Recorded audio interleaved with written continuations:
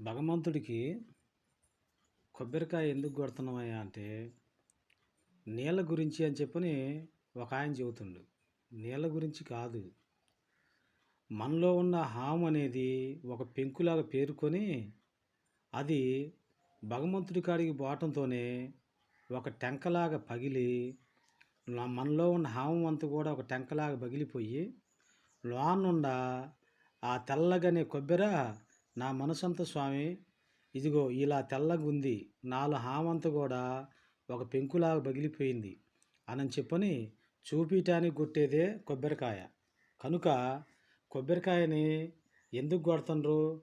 కొబ్బరికాయ నీళ్ళ కోసం కొడతండ్రు, అభిషేకం కోసం కొడతండ్రు కాదు.